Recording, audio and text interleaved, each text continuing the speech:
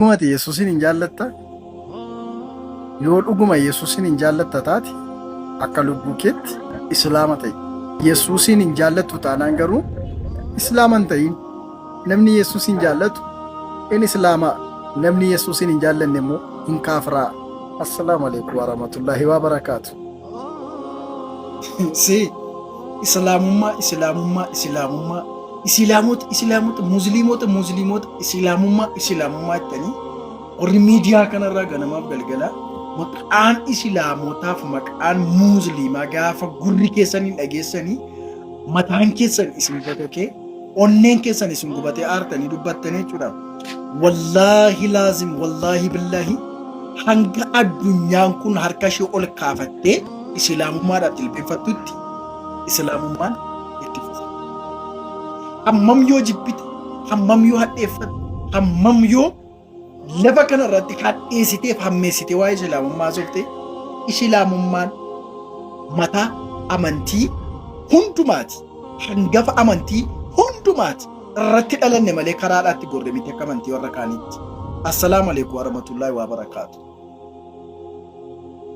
Murameera. Achi yeroon ture iddicha. Achi yeroon ture hinuman du'e.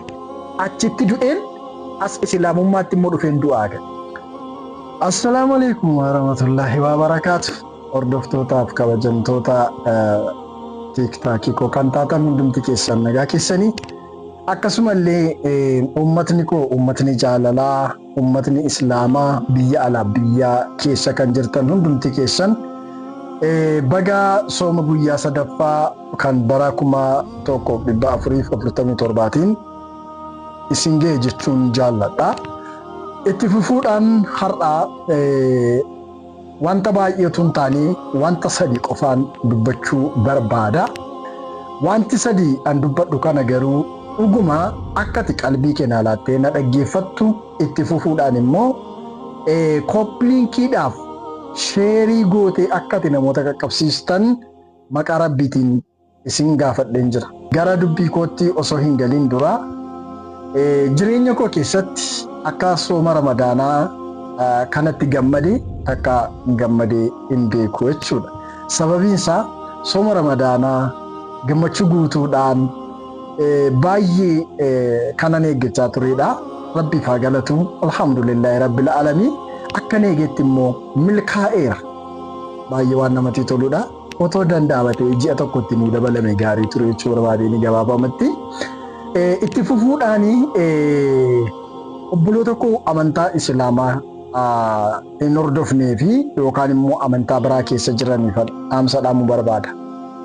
Innis maal guyyaan fayyinaa amma guyyaan gara rabbitti deebitan guyyaan rabbi wajjin wal argitan guyyaan lubbuu keessan abidda bara baraaf gahannab keessaa baastanii yeroon amma gaafan isiniin jedhu isin rabbi tokkichatti isa dachii kanaaf lafa kana uume isa alama kana uume hundumaa haqaan gabbaramaa isa ta'e dhugaan gabbaramaa isa ta'e faaruun immoo kansaa isa ta'e gara rabbiitti gara Allah isa tokkichaatti isa dhugaan gabbaramaa faaruun kansaa ta'etti nama faarfachuurra gara rabbiin faarfachuutti namaaf sagaduurra gara rabbiif sagaduutti nama waaqessuurra gara rabbiin yookaan Allah waaqessuutti akkasin deebitan lubbuu keessan abidda jalaa akkasin baraartan waamichan isin gochuu barbaada. Egaa gabaabsee isa lammaffaa kanan dubbadhu. An gammachuu guddaa Islaamummaatti dhufee argadhe keessaan waa laman isinitti hima. Innis maayinni tokko Islaamummaatti erga dhufee booddee dhugaa dubbachuu qalbiin koo yookaan immoo keessi koo sammuun koo nagaaf boqonnaa guddaa argate. Sababiin isaa erga dhufe immoo wanta guddaa waanan baradhe waanan qabuuf jechuudha. Innis maayinni ummata Islaamaa irraa wanti baradheef wanti jaalladhe inni guddaan jaalala. Lafti jaalalli jiru immoo nagaatu jira. Lafa jaalalli jiru immoo boqonnaatu jira. Lafa jaalalli jiru immoo walii galteetu jira. Wallaahi mabillaahi ergan gara amantaa kanaatti asii as dhufee jaalalan bare.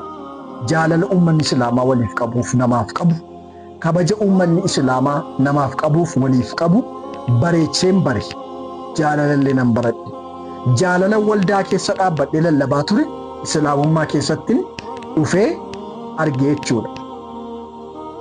Kanaaf islaamummaan anaaf boqonnaa kooti, giilii kooti, oksijinii kooti, biiftuu kooti, nagaa kooti illee uummanni islaamaa immoo anaaf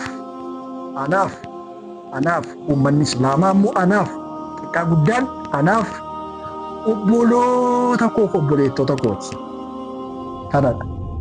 Isa dhumaa kanan dubbachuu barbaaduu fi kanan ittiin xumuru yoo jiraate amantaa kana balaaleffataa kan jirtan akkuma koo kaleessaa amantichi ajjeesaadha lubbu balleessaadha jettanii ilaalcha hamaa fi ilaalcha jal'aa warroonni amantaa kanaaf akkuma koo kaleessaa qabaattan kottaa qammasaatii ilaalaa itti seenaatii ilaalaa.